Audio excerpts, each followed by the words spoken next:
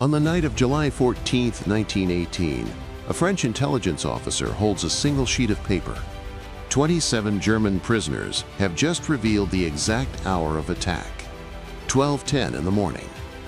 The largest German offensive in months will strike in less than 24 hours, and the Allies know precisely when. For 4 years, the Western Front has devoured men by the millions. Now Germany is staking everything on one final gamble to win the war before American reinforcements tip the balance forever. The blow will fall at the Marne, where German ambitions died once before in 1914. But knowing when the enemy will strike is not the same as stopping them. To understand how 27 prisoners changed the course of history, we must first understand what brought Germany to this desperate gamble. In March 1918, the German Empire stood at a crossroads. The Treaty of Brest-Litovsk had knocked Russia out of the war, freeing nearly 50 divisions from the Eastern Front. For the first time since 1914, Germany held numerical superiority in the West. 192 German divisions faced 178 Allied divisions. But General Erich Ludendorff, the man who effectively commanded the German army, understood that this advantage was already slipping away. American troops were arriving in France at a rate of 250,000 per month. By summer, the flood would become a tide that no German offensive could stem. Meanwhile, the Allied naval blockade was strangling Germany itself. Civilians faced starvation. Strikes paralyzed factories. Unrest spread through cities that had once cheered the march to war. Ludendorff was not fighting to win anymore. He was racing against time to avoid losing. His solution revealed both his tactical brilliance and his strategic blindness. When asked about objectives for his planned offensive, Ludendorff offered a phrase that would haunt German military history. "We will punch a hole into their line," he said. "For the rest, we shall see." It was not a strategy, it was a prayer. The Kaiserschlacht, the Kaiser's battle, began on March 21, 1918. Operation Michael struck the British Fifth Army with a fury unseen since 1914. German stormtroopers, elite assault units, trained to bypass strong points and penetrate deep into enemy lines, advanced behind the most devastating artillery bombardment of the war. Over 1 million shells fell in 5 hours. Fog concealed the attackers. The British line buckled, then broke. In terms of territory gained, Michael was the greatest German success since the War of Movement ended in 1914. 3,100 square kilometers of French soil returned to German hands. 90,000 Allied soldiers marched into captivity. The offensive captured more ground in 2 weeks than the Allies had gained in 3 years of bloody attrition. And yet, it was not enough. Michael failed to destroy the British Army or capture the critical rail hub at Amiens. Operation Georgette followed in April, striking toward the Channel ports in Flanders. It too gained ground, but failed to achieve a decision. Operation Blücher-York in May recaptured the Chemin des Dames Ridge and advanced to within 56 kilometers of Paris itself, close enough to shell the city with long-range artillery. Still no breakthrough. Operation Gneisenau in June attempted to widen the gains. It was stopped by French and American forces at the Marne. By July, the German army had won 4 major offensives and lost the war. The spring battles had cost Germany between 230,000 and 240,000 of her best soldiers killed. The stormtroopers who had shattered Allied lines in March were dead or exhausted. Their replacements were older men, less trained, less motivated. The territorial gains looked impressive on maps, but meant nothing strategically. Germany now held a series of exposed salients, bulges in the line that lengthened her defensive frontage without providing any advantage. The army was advancing but bleeding to death. Ludendorff planned one more offensive. This time, his target was the Marne River, the historic waterway where German ambitions had been stopped in 1914. The operation carried the code name Friedensturm, the peace offensive. German soldiers were told this would be the final, war-winning battle. Victory here would force the Allies to the negotiating table. The war would end with Germany triumphant. It was a comforting lie. The true purpose of Friedensturm was deception.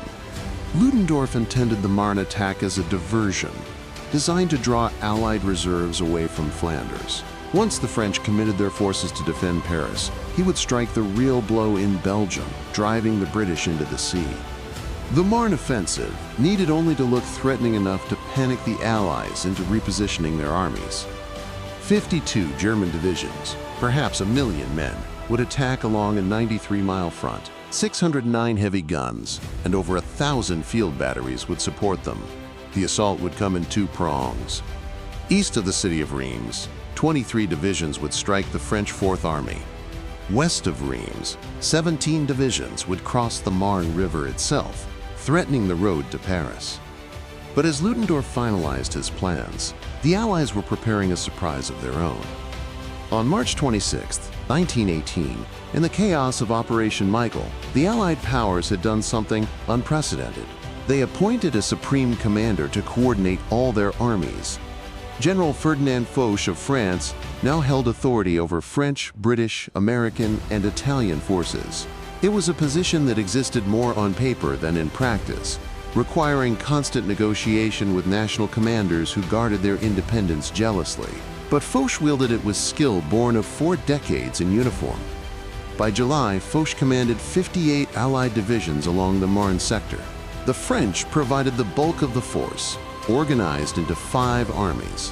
85,000 American troops stood ready, organized into 8 large divisions, including the 3rd Infantry Division, a unit that would soon earn a legendary nickname.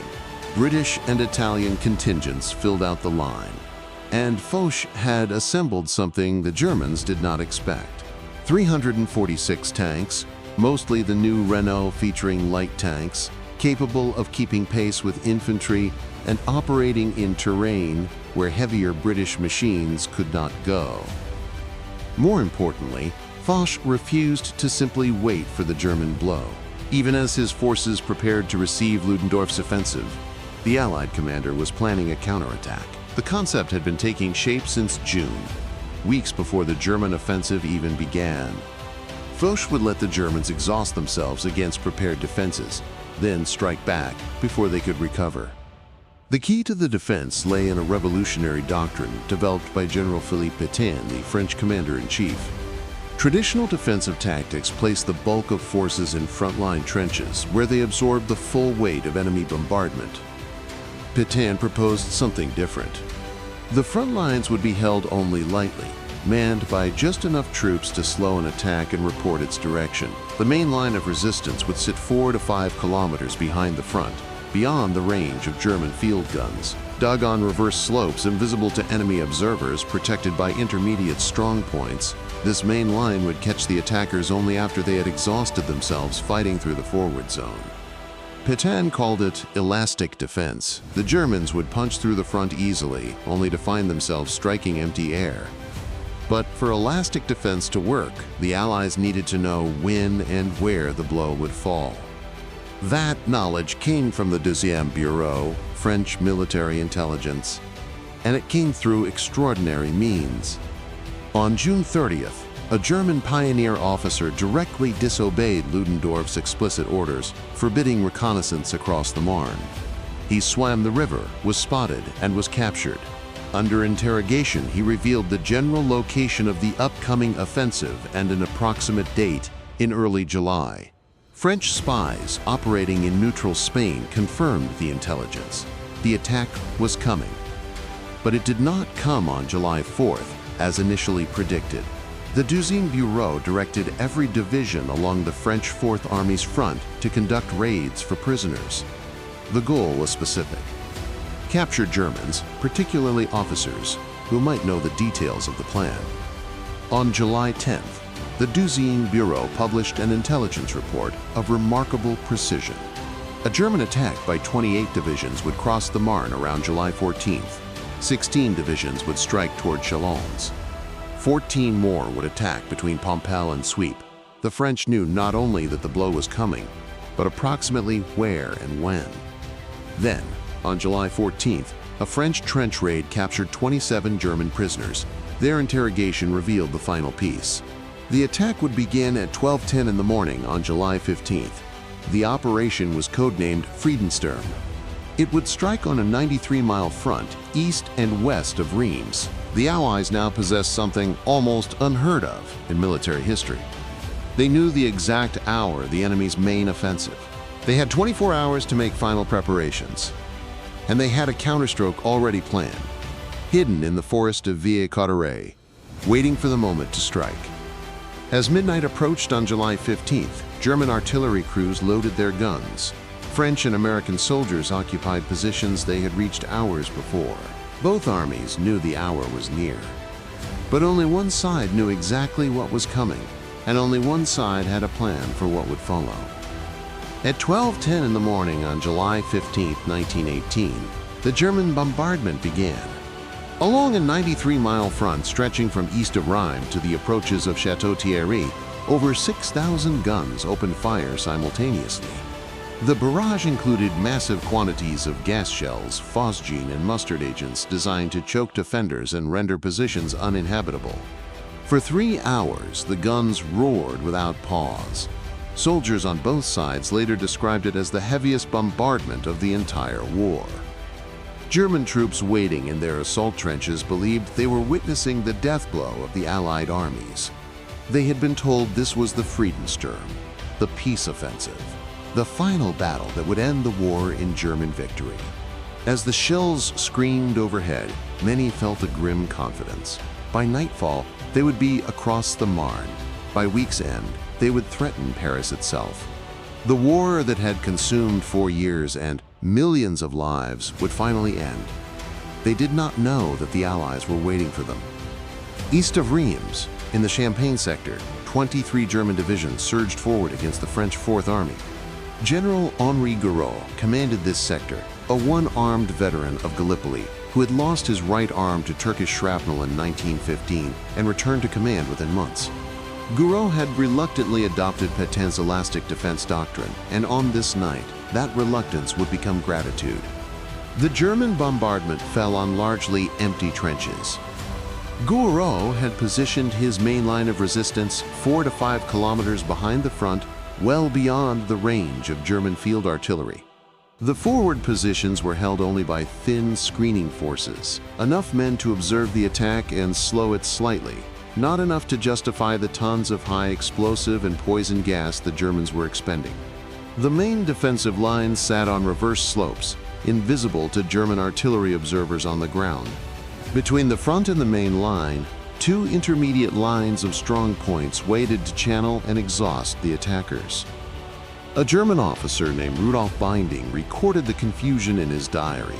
The French put up no resistance in front, he wrote. They had neither infantry nor artillery in this forward battle zone. Our guns bombarded empty trenches. Our gas shells gassed empty artillery positions.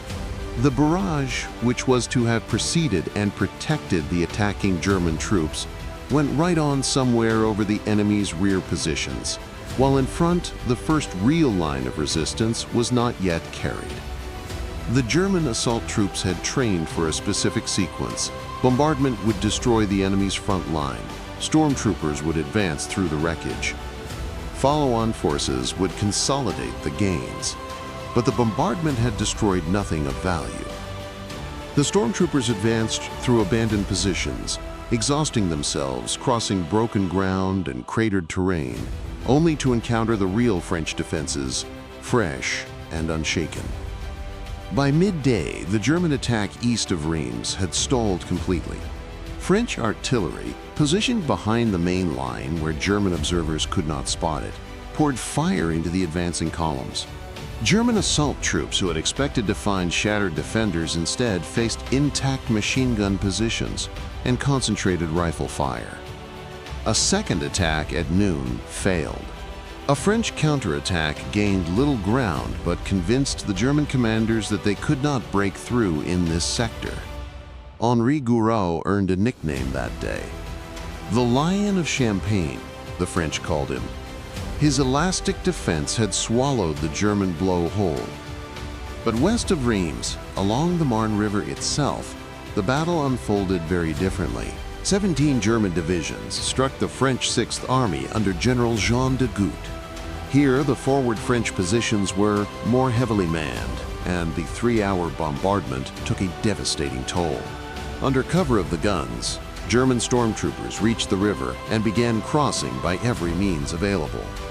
30-man canvas boats carried the first waves. Engineers assembled skeleton bridges at 12 points along the front. Wooden rafts ferried machine guns and ammunition. The crossing took place under fire from French survivors who had endured the bombardment, but the weight of German numbers told. 225 French bombers struck the makeshift bridges, dropping 44 tons of bombs on the crossing points. German engineers died by the hundreds as bombs shattered their pontoons and collapsed their spans, but the crossings continued. By evening, German forces had established a bridgehead on the south bank of the Marne, measuring 6.5 kilometers deep and 14 kilometers wide, centered on the town of Dormans. Erich Ludendorff, receiving reports at his headquarters, called this the very pinnacle of military victory. German troops had crossed the Marne, the river that had stopped them in 1914. Paris lay less than 50 miles to the southwest. The road appeared open. But Ludendorff did not see what was happening on his flank. The American 3rd Infantry Division held positions along the Paris-Metz Railroad near the village of Mézy. Commanding the 38th Infantry Regiment was Colonel Ulysses Grant McAlexander, a 53-year-old career officer named after the Civil War general. McAlexander had trained his regiment in trench warfare and modern tactics, and when the French commander had attempted to distribute American soldiers among French units, McAlexander had refused. The 38th would fight as a regiment or not at all. When the bombardment lifted and German assault boats began crossing the Marne, McAlexander's regiment found itself in an impossible position. The French division on his right flank, battered by hours of shelling and gas, retreated without warning. McAlexander's right was suddenly exposed. German troops were not only attacking from across the river, but filtering in from the flank where the French had been. Any conventional commander would have withdrawn to straighten the line. McAlexander refused to move. Instead, he bent his regiment into a horseshoe formation. One battalion held the riverbank, facing the German crossing sites. One battalion refused the right flank, facing the gap where the French had been. One battalion anchored the left. The 38th Infantry would fight on 3 sides simultaneously. The fighting that followed was among the most brutal of the war. German stormtroopers who reached the south bank found themselves under immediate fire from American positions along an elevated railroad embankment. Those who advanced met machine guns that had been carefully sighted to create interlocking fields of fire. Hand-to-hand combat erupted along the line as Germans attempted to overwhelm individual positions. McAlexander himself moved constantly along the front, directing fire and rallying his men. One German regiment of nearly 2,000 men attacked McAlexander's position that morning. By nightfall, German officers could locate fewer than 150 survivors. 6 German regiments from 2 divisions threw themselves against the 38th Infantry over the course of the day. None broke through. Major General Joseph T. Dickman, commanding the 3rd Division, received reports of the French retreat and McAlexander's exposed position. His response became the division's motto. "Nous resterons là," he declared. "We shall remain here." They remained. When the firing finally slackened on the evening of July 15th, the balance sheet was mixed, but not what the Germans had hoped. East of Reims, the elastic defense had stopped the attack cold. The 23 divisions committed to that sector had gained almost nothing. West of Reims, German forces had crossed the Marne and established a bridgehead, but their advance had stalled well short of objectives. American and French troops held the flanks. The bridges across the Marne, battered by aerial bombardment, could barely sustain the forces already across, let alone reinforce them. Most troubling for German commanders was what had not happened. The Allies had not panicked. French reserves had not rushed south to defend Paris. The Marne offensive was supposed to be a diversion, drawing forces away from Flanders for the real blow yet to come. But the Allies were not behaving as if they were frightened. They were behaving as if they knew something. And somewhere to the northwest, hidden in the forest of Villers-Cotterets, 350 tanks waited in the darkness. The Allied counteroffensive that had been planned since June was about to begin. The Germans had crossed the Marne, but they had walked into a trap. In less than 72 hours, their last offensive would become their last hope, and that hope would die among the trees. On July 16th and 17th, the German advance ground to a halt. Troops who had crossed the Marne attempted to expand their bridgehead, pushing south toward Epernay and the road to Paris. They gained yards where they had expected miles. French and American reinforcements poured into the sector, plugging gaps and stabilizing the line. The British 22nd Corps arrived with 85,000 additional American troops. Every hour brought fresh defenders to face exhausted attackers. The Marne bridges became death traps. French aircraft returned again and again to bomb the makeshift crossings. Artillery zeroed in on the approaches. German engineers worked through the nights to repair spans that were destroyed by morning. Supplies could not keep pace with the troops already across. Ammunition ran short. Food became scarce. The bridgehead that Ludendorff had called the pinnacle of victory was becoming a pocket of desperation. German commanders began to sense that something was wrong. The offensive was supposed to draw Allied reserves away from Flanders, creating the conditions for the real blow to come. But intelligence reports showed no massive redeployment of French forces toward Paris. The Allies were reinforcing the Marne sector, yes, but not stripping their lines elsewhere. They were behaving as if they had reserves to spare, as if they were not frightened at all. Ludendorff did not know that Ferdinand Foch had been planning a counteroffensive since June. He did not know that the apparent Allied calm reflected confidence rather than confusion. And he certainly did not know what was assembling in the forest of Villers-Cotterets, 20 kilometers northwest of the German salient. General Charles Mangin commanded the French 10th Army, and he was not a man who believed in defense. Mangin had fallen from grace in 1916 after costly attacks, but Foch had restored him to command precisely because he understood that the moment required aggression. While the Germans exhausted themselves against the Marne defenses, Mangin concentrated his forces in absolute secrecy. The forest concealed everything. 2,000 artillery pieces moved into position under the trees. 350 Renault featuring tanks, the revolutionary new light tanks that could keep pace with infantry and navigate terrain impassable to heavier British machines, assembled in clearings hidden from aerial observation. 500 aircraft prepared for ground support missions. 18 divisions, including French, American, and Scottish troops, massed for the assault. The American 1st and 2nd Divisions took their places in the line, veterans of Cantigny and Belleau Wood ready for their largest battle yet. Foch's plan depended on surprise. There would be no preliminary bombardment to warn the Germans of what was coming. The first shells would fall simultaneously with the infantry advance. Rolling barrages would precede the troops, but the enemy would have no hours of warning, no time to bring up reserves or strengthen threatened sectors. The Germans would discover the attack only when it was already upon them. On the night of July 17th, the assault force completed its final movements. Tank crews checked their engines. Infantry filed into jumping-off trenches. Artillery crews calculated firing solutions. Across the salient, German soldiers settled in for another night of consolidating their gains, unaware that 350 tanks waited less than 10 kilometers away. At 4:30 in the morning on July 18, 1918, the Allied counteroffensive began. There was no warning. One moment the German lines were quiet in the pre-dawn darkness. The next, the world exploded. 2,000 guns opened fire simultaneously as infantry and tanks emerged from the forest edge. The rolling barrage began immediately, creeping forward at a pace calculated to keep just ahead of the advancing troops. German soldiers scrambled from dugouts and shell holes to find French and American infantry already among them, supported by swarms of light tanks that crushed wire and overran machine gun nests. Mangin's 10th Army struck the western face of the German salient near Soissons. Dagut's 6th Army attacked further south.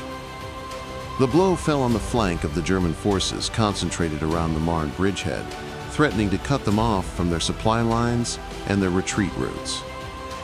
German commanders who had been focused on expanding southward suddenly found enemies pouring in from the west. The tanks proved devastating. German infantry had faced tanks before, the lumbering British machines that broke down constantly and could be outmaneuvered by determined defenders. The Renault FTs were different, small, fast, and numerous. They advanced in swarms that overwhelmed defensive positions. A single heavy tank could be concentrated on and destroyed. 350 light tanks attacking simultaneously could not be stopped by the same methods. German soldiers who stood their ground were overrun. Those who fled were caught by the creeping barrage. On the first day alone, the Allies advanced 5 miles. By the standards of the Western Front, where offensives had measured progress in yards and hundreds of casualties per meter, this was a transformation. The American 1st and 2nd Divisions fought in the thick of it, their fresh troops providing weight to the assault that exhausted French divisions could not have sustained. American casualties mounted rapidly, ultimately exceeding 40% of total Allied losses, despite comprising fewer troops. But the line moved forward. By evening on July 18th, the German position had changed completely. Forces that had been attacking toward Paris now faced encirclement. The Marne bridgehead, which had seemed like a springboard for victory, was now a pocket that might become a prison. German supply lines ran through territory that Allied forces were rapidly overrunning. The choice was retreat or destruction. But the crisis was not limited to the Marne sector. On July 19th, as Mangin's forces continued pressing eastward, the German command attempted to stabilize their flank by attacking in the Ardres Valley. There they encountered the Italian Second Corps.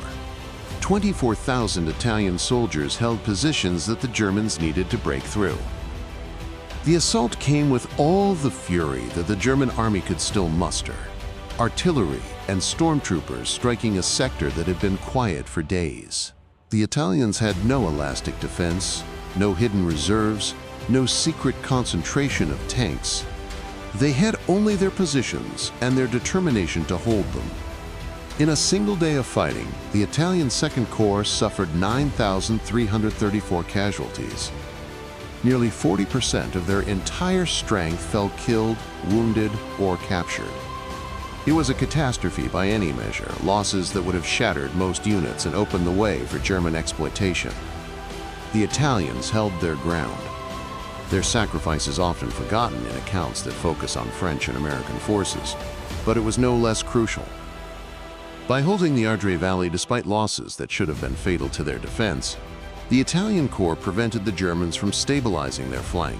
British reinforcements, the 51st Highland Division and the 62nd West Riding Division, rushed forward to support them.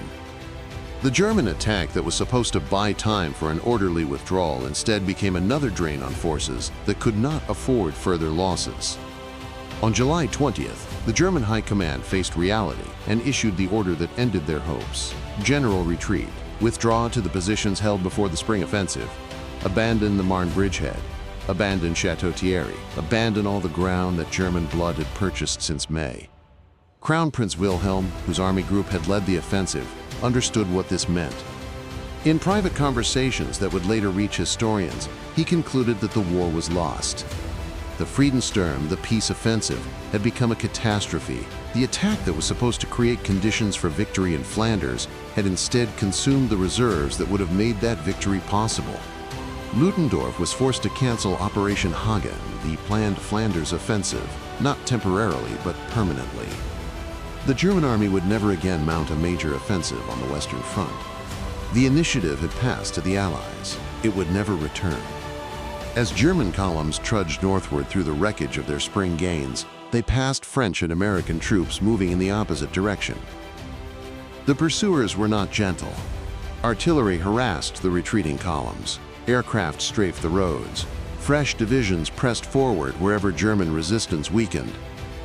The war had entered a new phase, and everyone on both sides could feel it. The men who had believed they were fighting the final war-winning battle now understood that they had fought only the first battle of their defeat. The peace offensive had brought no peace.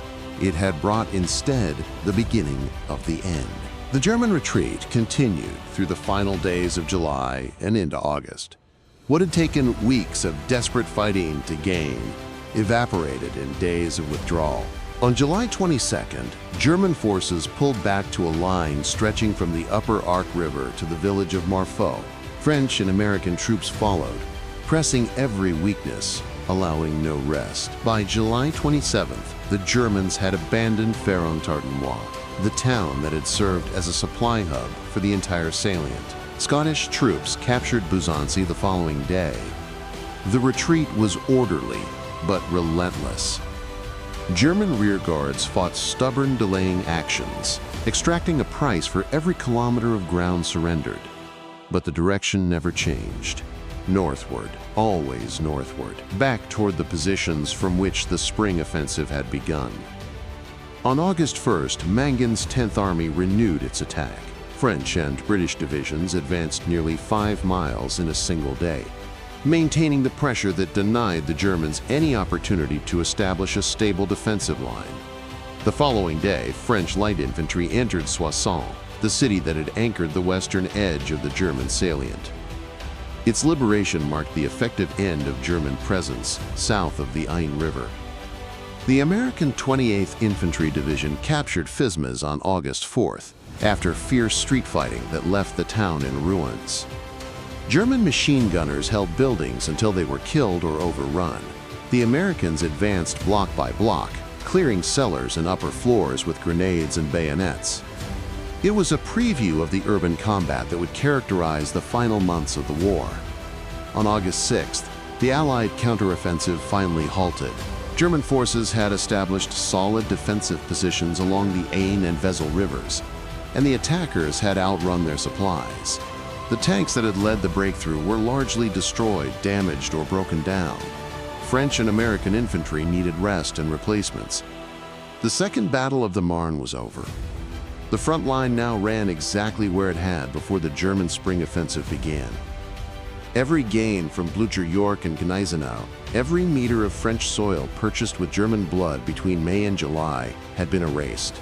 The salient was gone. The Marne bridgehead was gone. The threat to Paris was gone. Germany had traded 250,000 casualties for territory it held less than 3 months. The accounting was brutal. German losses at the Second Battle of the Marne totaled approximately 168,000 casualties. 29,367 German soldiers marched into Allied prisoner camps. 793 artillery pieces fell into Allied hands, along with 3,000 machine guns. These were losses that Germany could not replace. The stormtrooper units that had been rebuilt after the spring offensives were shattered again.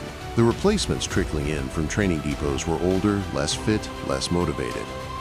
The German Army of August 1918 was measurably weaker than the German Army of July. Allied casualties were also severe. France suffered 95,000 casualties, the heaviest toll of any combatant. Britain lost between 13,000 and 16,500 men. The United States counted 12,000 casualties, a staggering price for forces engaged for less than a month. Italy's losses, concentrated in that single terrible day in the Ardre Valley, reached 9,334. But the mathematics of attrition now favored the Allies. American divisions were arriving faster than they could be destroyed. Each week brought fresh troops to replace the fallen, while Germany drew upon a manpower pool that had been shrinking since 1916. The summer of 1918 marked the moment when raw numbers began to decide the war's outcome. For German commanders, the reckoning was private but devastating. Crown Prince Wilhelm, whose army group had led the offensive, concluded in conversations with his staff that the war was lost. He could not say so publicly. The fighting would continue for months, and soldiers do not march to their deaths for a cause their leaders have abandoned. But the strategic reality was inescapable. Germany had shot her last bolt, and it had fallen short. Erich Ludendorff faced his own moment of truth. The Marne offensive was supposed to create conditions for Operation Hagen, the decisive blow in Flanders that would drive the British into the sea. Now there would be no Hagen. The reserves that would have made it possible were dead or retreating toward the Aisne. The French had not weakened their northern positions as he had planned. The diversion had failed, and with it, Germany's last hope of military victory. In later writings, Ludendorff would acknowledge that the presence of American forces in such numbers meant that victory was no longer possible. He had known this theoretically for months. After the Marne, he knew it in his bones.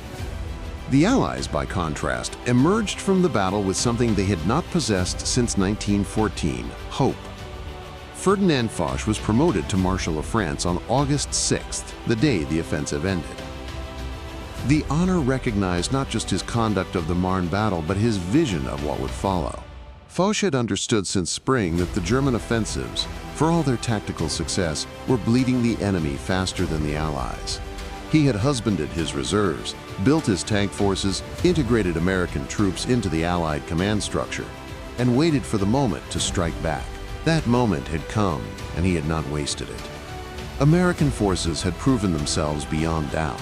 The 3rd Infantry Division, the Rock of the Marne, had shown that American troops could hold against Germany's best. The 1st and 2nd Divisions had attacked with a fury that impressed even veteran French officers. General Pershing's insistence on keeping American forces together as a national army, rather than feeding them piecemeal into French and British units, had been vindicated. The American Expeditionary Force was no longer a promise, it was a weapon. The combined arms doctrine that Foch and Mangin had employed on July 18th became the template for what followed. Tanks, aircraft, artillery, and infantry working together in coordinated assaults could break through positions that any single arm would have failed to take. The Renault, featuring light tanks, dismissed by some as too small and too lightly armed, had proven devastating in mass. The war of attrition was giving way to a war of movement, and the Allies held the tools to fight it. On August 8th, just 2 days after the Marne offensive ended, the British Fourth Army attacked at Amiens. The assault employed the same methods that had succeeded on July 18th: surprise, tanks en masse, no preliminary bombardment, coordinated infantry and artillery. The results were even more spectacular. The German line broke. 15,000 prisoners fell into British hands on the first day. Entire German units surrendered without fighting. Ludendorff called August 8th the Black Day of the German Army. The phrase has become famous as a marker of German collapse. But the Black Day was only possible because of what had happened at the Marne. The reserves that might have stopped the Amiens attack were dead in the Champagne. The morale that might have stiffened the defense had been broken at Château-Thierry. The Marne and Amiens were not separate battles. They were 2 phases of a single catastrophe. The 100 Days offensive had begun. From August 8th to November 11th, the Allies attacked relentlessly. The Battle of Saint-Mihiel in September saw the American First Army fight as an independent force for the first time, reducing a salient that had existed since 1914. The Meuse-Argonne offensive, the largest battle in American history, ground through German defenses from late September until the armistice. The British broke the Hindenburg Line in October. The French pressed forward in the center. Everywhere, the Germans retreated. On September 29th, Ludendorff informed the Kaiser that Germany must seek an armistice. The army could not continue. The Hindenburg Line was cracking. Revolution threatened at home. The war that began with dreams of swift victory would end with desperate pleas for peace. On November 11, 1918, in a railway carriage in the forest of Compiègne, German delegates signed the armistice. The guns fell silent at the 11th hour of the 11th day of the 11th month. The Great War was over. Exactly 100 days had passed since the Allied counteroffensive began on July 18th. The Second Battle of the Marne cost nearly 300,000 men their lives or their health. 168,000 Germans. 120,000 soldiers of France, Britain, America, and Italy. The price of 3 weeks in July and August 1918. Germany's last offensive became Germany's last hope And when it failed, there was nothing left but retreat. The Friedensturm brought no peace. It brought instead the beginning of the end. The 3rd Infantry Division still carries the nickname Rock of the Marne, still bears the motto, Nous resterons là. 106 years later, they remember Colonel McAlexander and the men who bent but would not break, who fought on 3 sides and held their ground when others withdrew. But perhaps the battle's true meaning lies in a French command post on the night of July 14th, where an intelligence officer studied the testimony of 27 prisoners and learned the hour. The Allies knew when the blow would fall. They prepared their defenses, they readied their counterstroke. And when the moment came, they were not merely waiting. They were ready.